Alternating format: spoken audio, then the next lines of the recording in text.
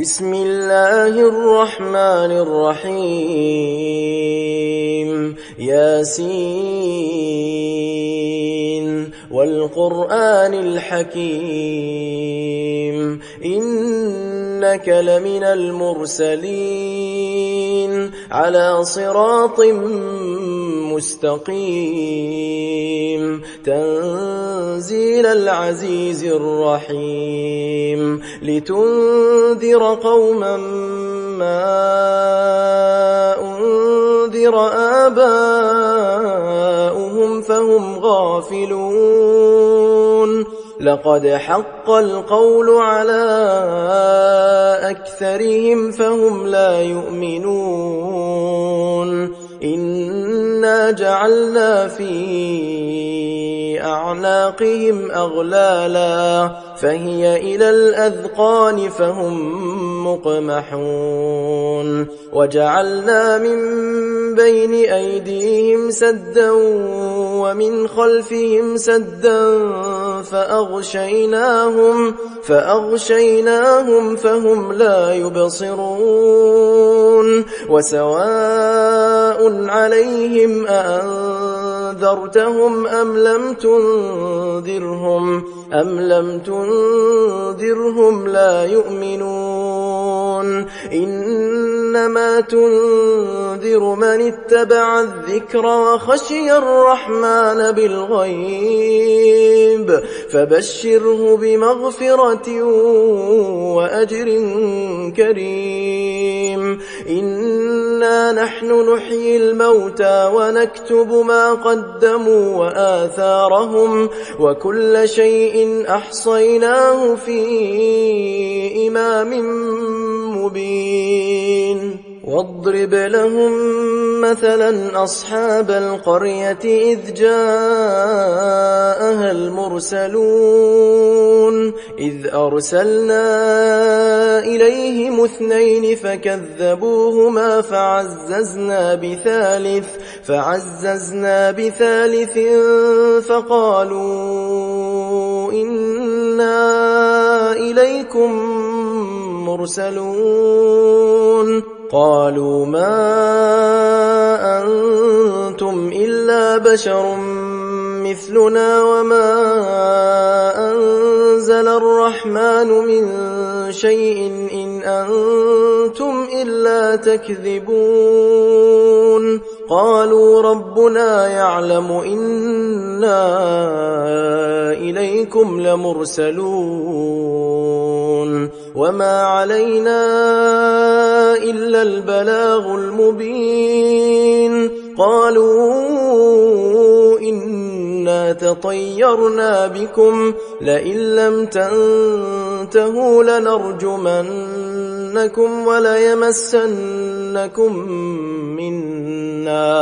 وليمسنكم منا عذاب أليم قالوا طائركم معكم أئن ذكرتم بل أنتم قوم مسرفون وجاء من أقصى المدينة رجل يسعى قال يا قوم اتبعوا المرسلين اتبعوا من لا يسألكم أجرا وهم مهتدون وما لي لا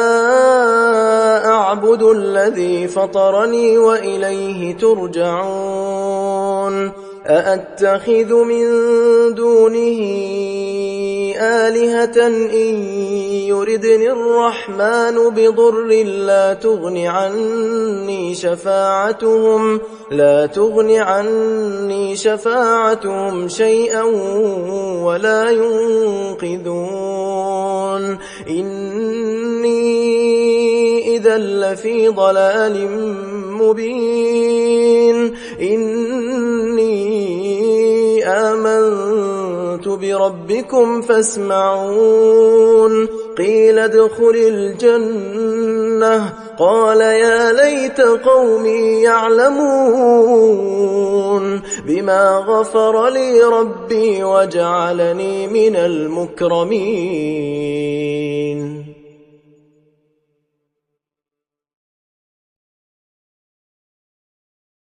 وما أنزلنا على قومه من بعده من جند من السماء وما كنا منزلين إن كانت إلا صيحة واحدة فإذا هم خامدون. يا حسرة على العباد ما يأتيهم من رسول إلا كانوا به يستهزئون. ألم يروا كم أهلكنا قبلهم من القرون أنهم إليهم لا يرجعون وإن كل لما جميع لدينا محضرون. وآية لهم الأرض الميتة أحييناها وأخرجنا منها حبا فمنه يأكلون. وجعلنا فيها جنات من نخيل وأعناب وفجرنا فيها من العيون ليأكلوا من ثمره وما عملته أيديهم أفلا يشكرون. سبحان الذي خلق الأزواج كلها مما تنبت الأرض ومن أنفسهم ومما لا يعلمون. وآية لهم الليل نسلخ منه النهار فإذا هم مظلمون. والشمس تجري لمستقر لها ذلك تقدير العزيز العليم. والقمر قدرناه منازل حتى عاد كالعرجون القديم. لا الشمس ينبغي لها أن تدرك القمر ولا الليل سابق النهار وكل في فلك يسبحون. وآية لهم أنا حملنا ذريتهم في الفلك المشحون وخلقنا لهم من مثله ما يركبون. وإن نشأ نغرقهم فلا صريخ لهم ولا هم ينقذون إلا رحمة منا ومتاعا إلى حين. وإذا قيل لهم اتقوا ما بين أيديكم وما خلفكم لعلكم ترحمون. وما تأتيهم من آية من آيات ربهم إلا كانوا عنها معرضين. وإذا قيل لهم أنفقوا مما رزقكم الله قال الذين كفروا للذين آمنوا أنطعم من لو يشاء الله أطعمه إن أنتم إلا في ضلال مبين. ويقولون متى هذا الوعد إن كنتم صادقين ما ينظرون إلا صيحة واحدة تأخذهم وهم يخصمون فلا يستطيعون توصية ولا إلى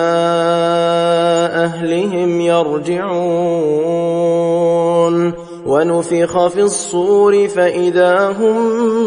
من الأجداث إلى ربهم ينسلون قالوا يا ويلنا من بعثنا من مرقدنا هذا ما وعد الرحمن وصدق المرسلون إن كانت إلا صيحة واحدة فإذا هم جميع لدينا محضرون فاليوم لا تظلم نفس شيئا ولا تجزون إلا ما كنتم تعملون إن أصحاب الجنة اليوم في شغل فاكهون هم وأزواجهم في ظلال على الأرائك متكئون لهم فيها فاكهة ولهم ما يدعون سلام قولا من رب رحيم وامتازوا اليوم أيها المجرمون ألم أعهد إليكم يا بني آدم ألا تعبدوا الشيطان إنه لكم عدو مبين وأن اعبدوني هذا صراط مستقيم ولقد أضل منكم جبلا كثيرا أفلم تكونوا تعقلون هذه جهنم التي كنتم توعدون اصلوها اليوم بما كنتم تكفرون اليوم نختم على أفواههم وتكلمنا أيديهم وتشهد أرجلهم بما كانوا يكسبون ولو نشاء لطمسنا على أعينهم فاستبقوا الصراط فأنى يبصرون ولو نشاء لمسخناهم على مكانتهم فما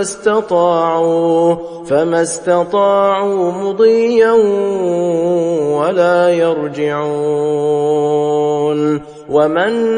نعمره ننكسه في الخلق أفلا يعقلون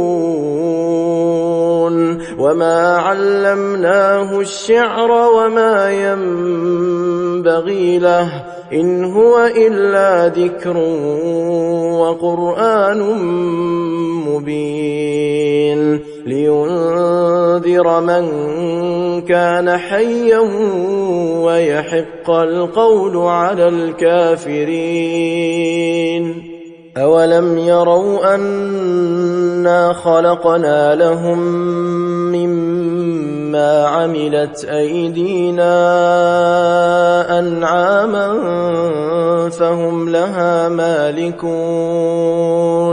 وذللناها لهم فمنها ركوبهم ومنها يأكلون ولهم فيها منافع ومشارب أفلا يشكرون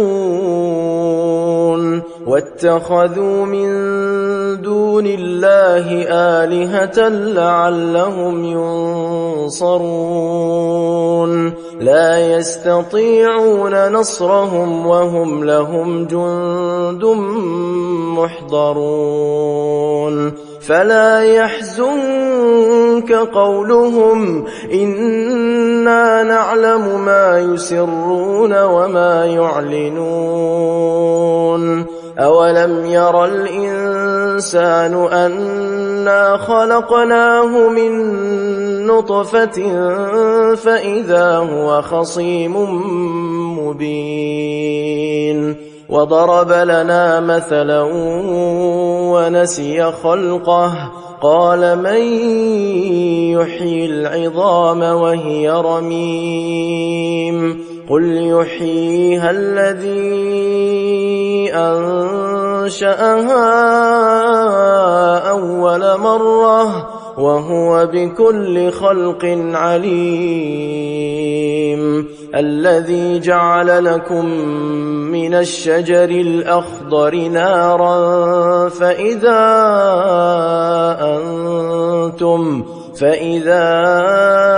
أنتم منه توقدون أوليس الذي خلق السماوات والأرض بقادر على أن يخلق مثلهم بلى وهو الخلاق العليم إنما أمره إذا أراد شيئا أن يقول له كن فيكون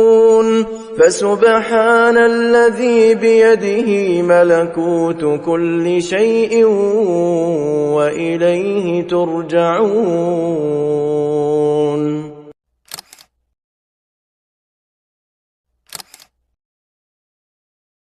بسم الله الرحمن الرحيم. الرحمن علم القرآن خلق الإنسان علمه البيان الشمس والقمر بحسبان والنجم والشجر يسجدان والسماء رفعها ووضع الميزان ألا تطغوا في الميزان وأقيموا الوزن بالقسط ولا تخسروا الميزان والأرض وضعها للأنام فيها فاكهة والنخل ذات الأكمام والحب ذو العصف والريحان فبأي آلاء ربكما تكذبان خلق الإنسان من صلصال كالفخار وخلق الجان من مارج من نار فبأي آلاء ربكما تكذبان رب المشرقين ورب المغربين فبأي آلاء ربكما تكذبان مرج البحرين يلتقيان بينهما برزخ لا يبغيان فبأي آلاء ربكما تكذبان يخرج منهما اللؤلؤ والمرجان فبأي آلاء ربكما تكذبان وله الجوار المنشآت في البحر كالأعلام فبأي آلاء ربكما تكذبان كل من عليها فان ويبقى وجه ربك ذو الجلال والإكرام فبأي آلاء ربكما تكذبان يسأله من في السماوات والأرض كل يوم هو في شأن فبأي آلاء ربكما تكذبان سنفرغ لكم أيها الثقلان فبأي آلاء ربكما تكذبان يا معشر الجن والإنس إن استطعتم أن تنفذوا من أقطار السماوات والأرض فانفذوا لا تنفذون إلا بسلطان فبأي آلاء ربكما تكذبان يرسل عليكما شواظ من نار ونحاس فلا تنتصران فبأي آلاء ربكما تكذبان فإذا انشقت السماء فكانت وردة كالدهان فبأي آلاء ربكما تكذبان فيومئذ لا يسأل عن ذنبه إنس ولا جان فبأي آلاء ربكما تكذبان يعرف المجرمون بسيماهم فيؤخذ بالنواصي والأقدام فبأي آلاء ربكما تكذبان هذه جهنم التي يكذب بها المجرمون يطوفون بينها وبين حميم آن فبأي آلاء ربكما تكذبان ولمن خاف مقام ربه جنتان فبأي آلاء ربكما تكذبان ذواتا أفنان فبأي آلاء ربكما تكذبان فيهما عينان تجريان فبأي آلاء ربكما تكذبان فيهما من كل فاكهة زوجان فبأي آلاء ربكما تكذبان متكئين على فرش بطائنها من استبرق وجنى الجنتين دان فبأي آلاء ربكما تكذبان فيهن قاصرات الطرف لم يطمثهن إنس قبلهم ولا جان فبأي آلاء ربكما تكذبان كأنهن الياقوت والمرجان فبأي آلاء ربكما تكذبان هل جزاء الإحسان إلا الإحسان فبأي آلاء ربكما تكذبان ومن دونهما جنتان فبأي آلاء ربكما تكذبان مدهامتان فبأي آلاء ربكما تكذبان فيهما عينان نضاختان فبأي آلاء ربكما تكذبان فيهما فاكهة ونخل ورمان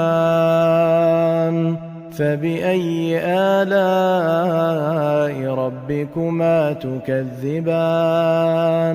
فيهن خيرات حسان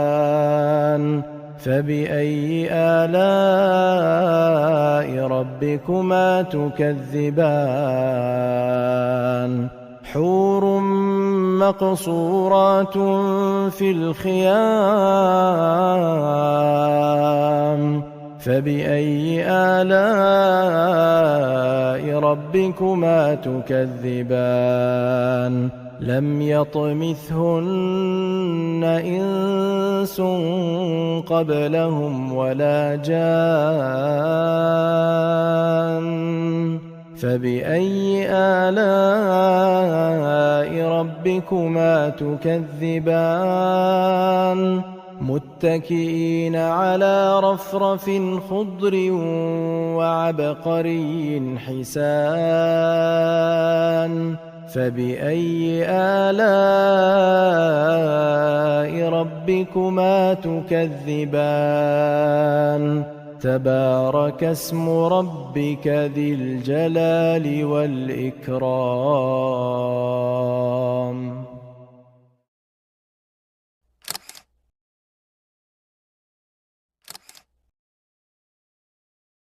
بسم الله الرحمن الرحيم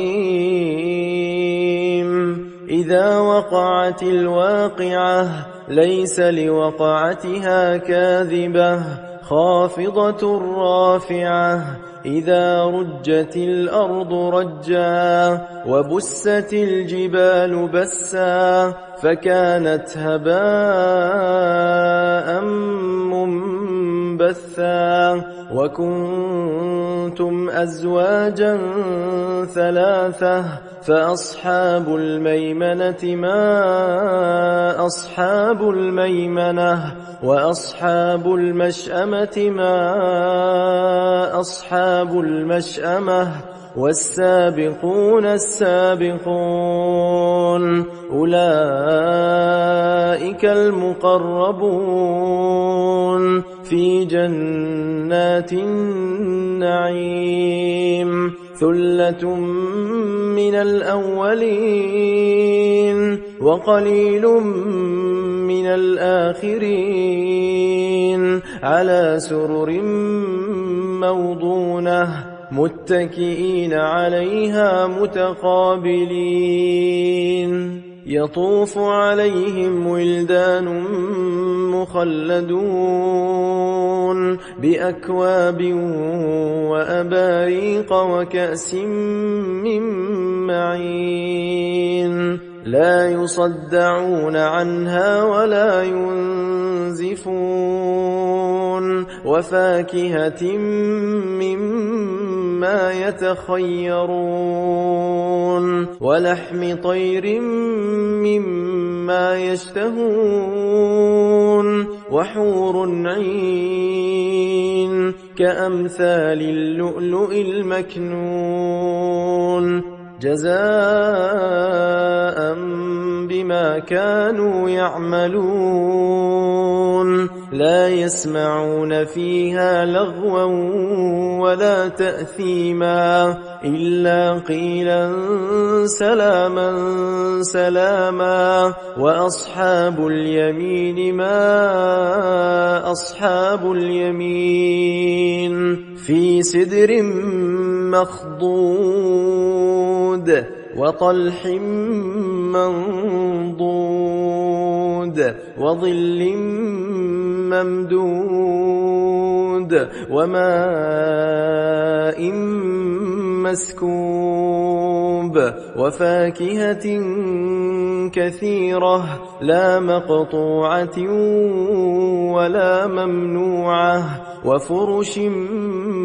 مرفوعة إنا أنشأناهن إن شاء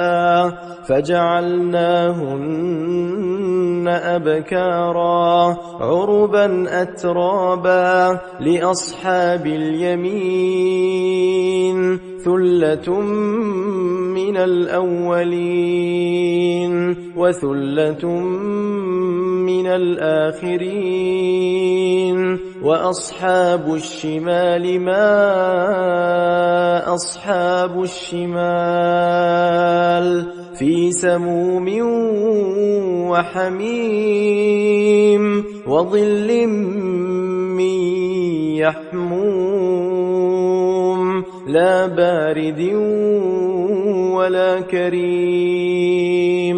إنهم كانوا قبل ذلك مترفين وكانوا يصرون على الحنث العظيم وكانوا يقولون أئذا متنا وكنا ترابا وعظاما أئنا لمبعوثون أو آباؤنا الأولون قل إن الأولين والآخرين لمجموعون إلى ميقات يوم معلوم ثم إنكم أيها الضالون المكذبون لآكلون من شجر من زقوم فمالئون منها البطون فشاربون عليه من الحميم فشاربون شرب الهيم هذا نزلهم يوم الدين نحن خلقناكم فلولا تصدقون أفرأيتم ما تمنون أأنتم تخلقونه أم نحن الخالقون نحن قدرنا بينكم الموت وما نحن بمسبوقين على أن نبدل أمثالكم وننشئكم فيما لا تعلمون ولقد علمتم النشأة الأولى فلولا تذكرون أفرأيتم ما تحرثون أأنتم تزرعونه أم نحن الزارعون لو نشاء لجعلناه حطاما فظلتم تفكهون إنا لمغرمون بل نحن محرومون أفرأيتم الماء الذي تشربون أأنتم أنزلتموه من المزن أم نحن المنزلون لو نشاء جعلناه أجاجا فلولا تشكرون أفرأيتم النار التي تورون أأنتم أنشأتم شجرتها أم نحن المنشئون نحن جعلناها تذكرة ومتاعا للمقوين فسبح باسم ربك العظيم فلا أقسم بمواقع النجوم وإنه لقسم لو تعلمون عظيم إنه لقرآن كريم في كتاب مكنون لا يمسه إلا المطهرون تنزيل من رب العالمين أفبهذا الحديث أنتم مدهنون وتجعلون رزقكم أنكم تكذبون فلولا إذا بلغت الحلقوم وأنتم حينئذ تنظرون ونحن أقرب إليه منكم ولكن لا تبصرون فلولا إن كنتم غير مدينين ترجعونها إن كنتم صادقين فأما إن كان من المقربين فروح وريحان وجنة نعيم وأما إن كان من أصحاب اليمين فسلام لك من أصحاب اليمين وأما إن كان من المكذبين الضالين فنزل من حميم وتصلية جحيم إن هذا لهو حق اليقين فسبح باسم ربك العظيم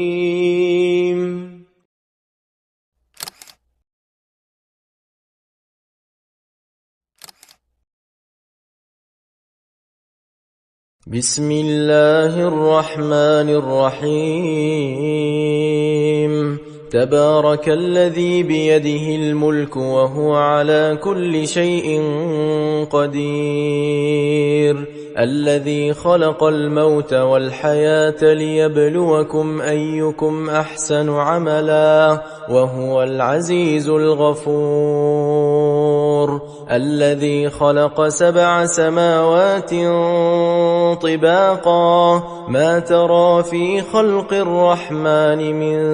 تفاوت فارجع البصر هل ترى من فطور ثم ارجع البصر كرتين ينقلب إليك البصر خاسئا وهو حسير ولقد زينا السماء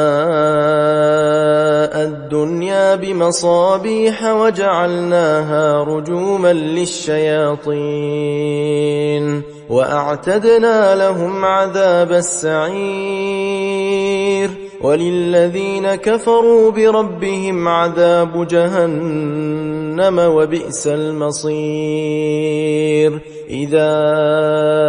ألقوا فيها سمعوا لها شهيقا وهي تفور تكاد تميز من الغيظ كلما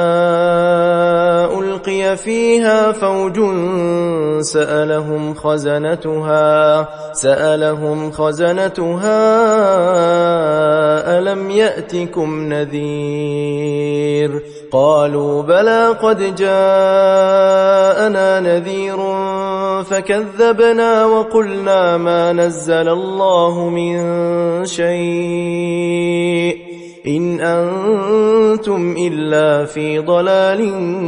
كبير وقالوا لو كنا نسمع أو نعقل ما كنا في أصحاب السعير فاعترفوا بذنبهم فسحقا لأصحاب السعير إن الذين يخشون ربهم بالغيب لهم مغفرة وأجر كبير وأسروا قولكم أو اجهروا به إنه عليم بذات الصدور ألا يعلم من خلق وهو اللطيف الخبير هو الذي جعل لكم الأرض ذلولا فامشوا في مناكبها وكلوا من رزقه وإليه النشور أأمنتم من في السماء أن يخسف بكم الأرض فإذا هي تمور أم أمنتم من في السماء أن